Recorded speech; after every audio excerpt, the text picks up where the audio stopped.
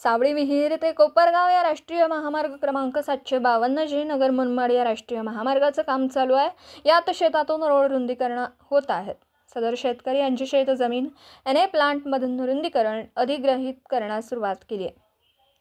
परंतु या शेतकरी यांना सूचना न देता नियमानुसार मोबदला न देता राष्ट्रीय महामार्ग अभियंता संगमनेर विभाग यांचा मनमानी कारभार चालू आहे।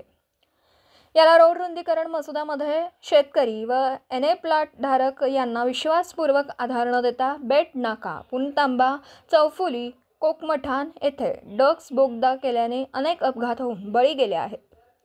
राष्ट्रीय महामार्ग संगमनेर विभाग दुर्लक्ष करून काम करत आहे। पुणतांबा, चौफुली येथे अपघाताचं प्रमाण वाढत असताना सुद्धा रोडच्या मधोमध बोगदा तयार करण्यात आला।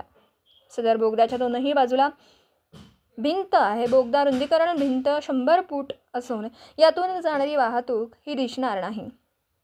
अपघात होईल हे आम्ही स्वतः उपविभागीय अभियंता राष्ट्रीय महामार्ग संगमनेर हे उडवाउडवीची उत्तर देतात।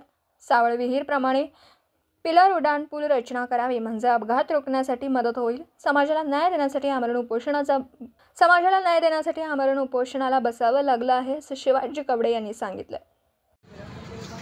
नमस्कार, मी शिवाजी कोपरगाव कवडे सामाजिक कार्यकर्ता आहे।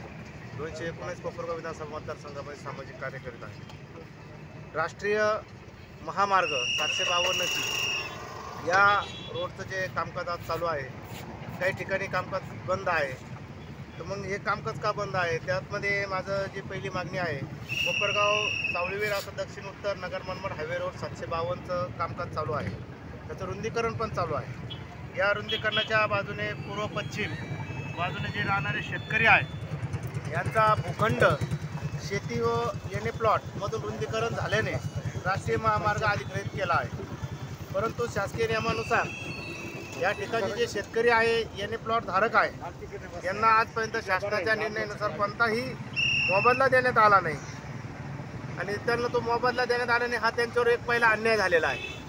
त्याच्यानंतर दुसरा जो माझा मागणी आहे, बेट नाका, पुणतांबा, चौफुली। दिवसभरातील घडामोडींचा आढावा घेण्यासाठी पाहत रहा N24